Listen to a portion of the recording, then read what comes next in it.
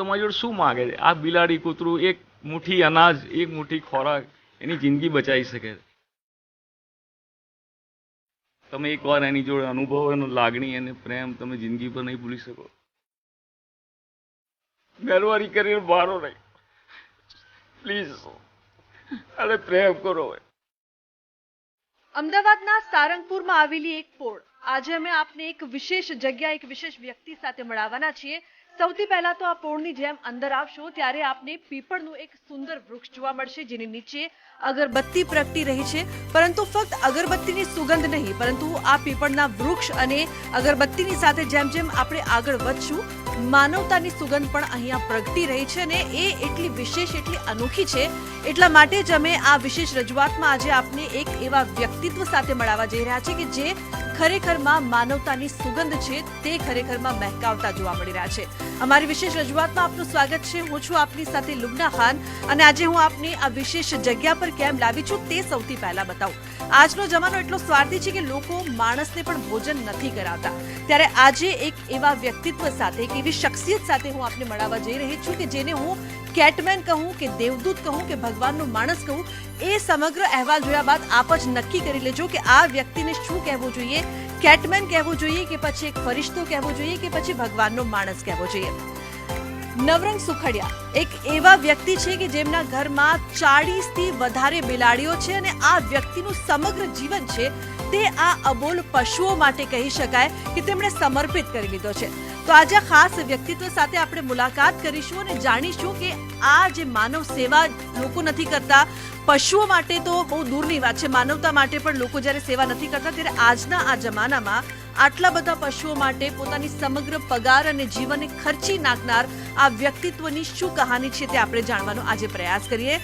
નવરંગજી, સૌથી પહેલા તો આપનું ખૂબ ખૂબ સ્વાગત છે. અને આપના જે નાના નાના બાળકો છે તેને લઈને અમારે વાત કરવી છે આપની સાથે, ખાસ આ સમગ્ર બાબતને લઈને વાત કરવી છે.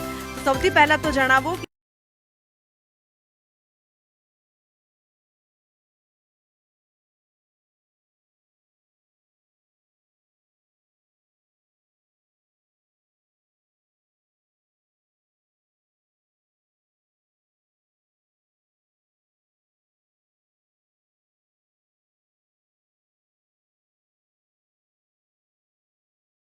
કારણ કે એનું આપણે ઘણું છીનવી લીધું છે.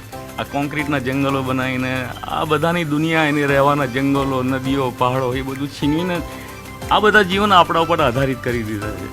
હવે એ આધારિત કર્યા પછી હવે એને પ્રત્યે આપણે લાગણી ના રાખીએ, એને બીજું શું જોઈએ? થોડો ખોરાક, થોડો પ્રેમ, થોડી સારવાર, એનું જીવન શાંતિથી વીતે, એને માન મળે, સન્માન મળે,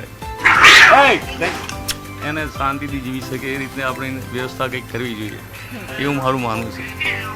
બિલકુલ, આપનો જે ઉદ્દેશ્ય તો ખૂબ જ સુંદર છે, પણ એક વસ્તુ અમારે જાણવી છે કે આજનો જે યુગ છે, લોકો માણસ માટે પણ કંઈ નથી કરતા, આપ આટલા બધા પશુઓ માટે કરી રહ્યા છો.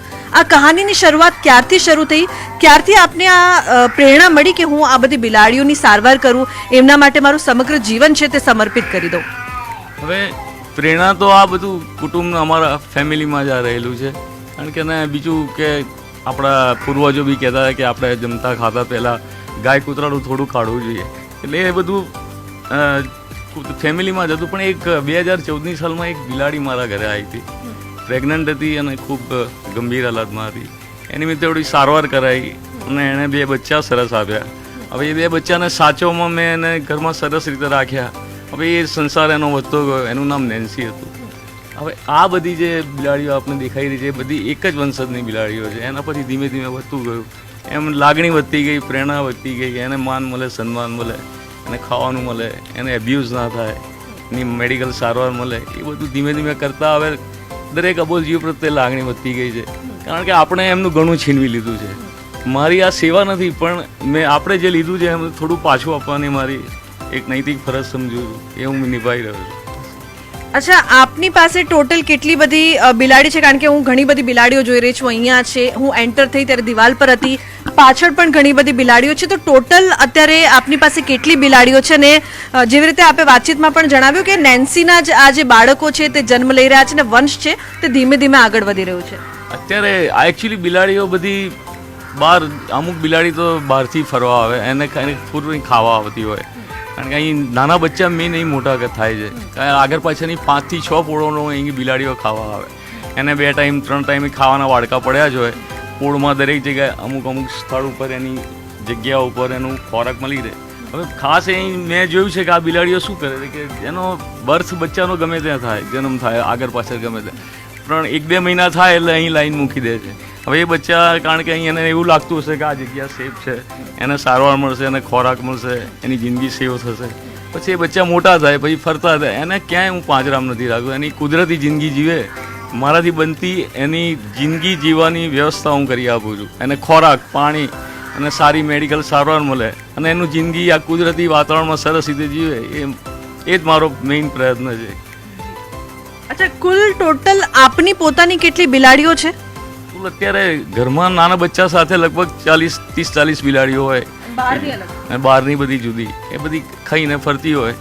બીજું મેઇન રોડ ઉપરની બિલાડીઓ છે, એ ખાસ કરીને રાત્રે 11 વાગ્યા પછી હું એને ખવડાવું છું. આગળ પાછળના લગભગ 3-4 કિલોમીટરના એરિયામાં. લોકડાઉનથી મેં આ ચાલુ કર્યું કારણ કે લોકડાઉનમાં જે એ લોકોને થોડું ઘણું કોઈ ખવડાવતું હતું એ બધું બંધ હતું.